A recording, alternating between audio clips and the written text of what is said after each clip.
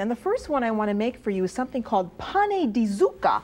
And it was really made by a friend of ours, Mrs. Belurgi. And she always started with some yeast in a bowl. Very often I was sent over there on an errand or something, and I'd see her making bread. So she'd just eyeball it.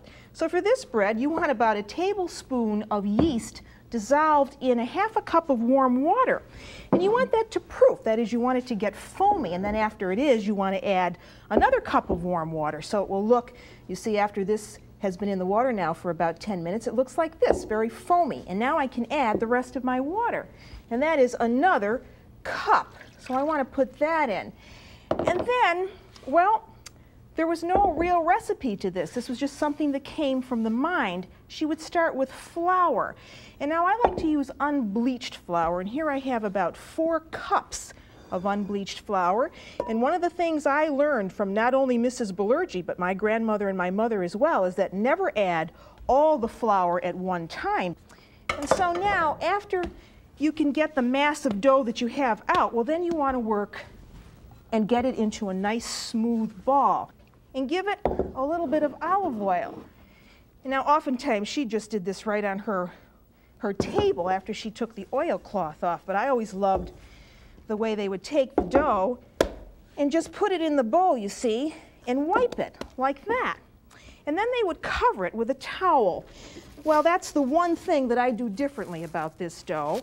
See, I cover mine with plastic wrap because I like the way that keeps the heat in the dough and allows that to rise nicely. So then, after that's risen, about a good hour, an hour and a half, it'll look something like this, you see?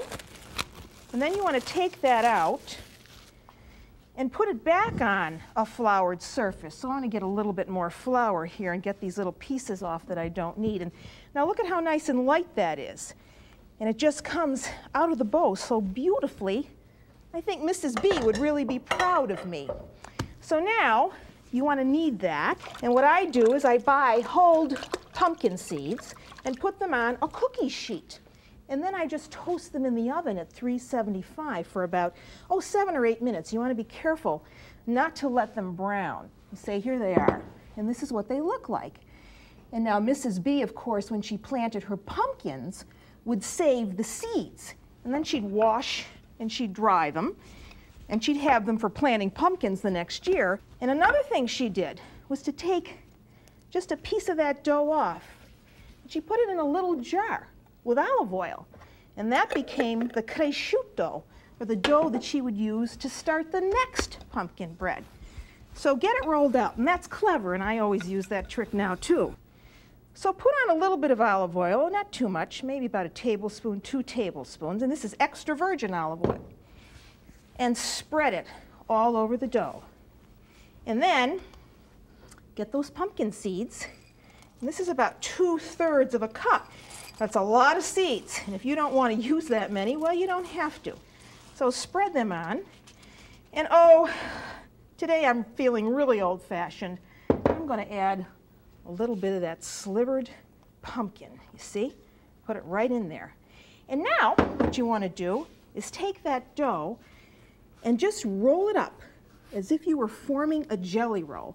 And when I watched Mrs. B doing this, I thought this was fascinating because I thought she was going to cook it just like that.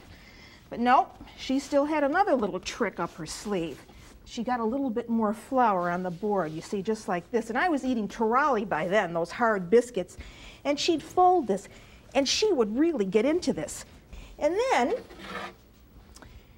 you want to put that on a bake sheet with a cloth over it and let it rise again. But I like to use a peel, a baker's peel. And I put the dough right on like that, you see?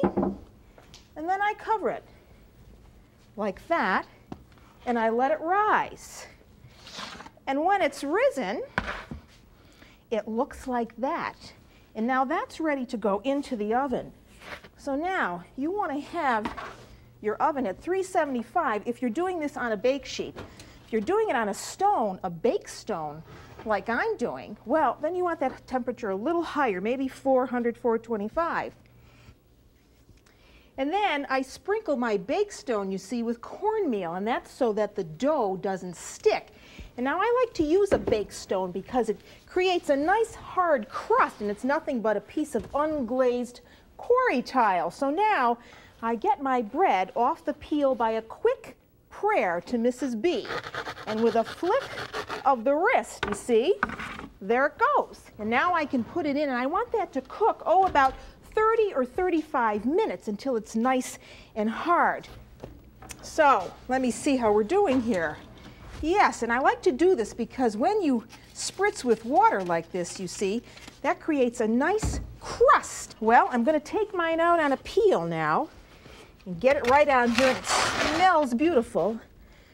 Will look just like that. So there you have it.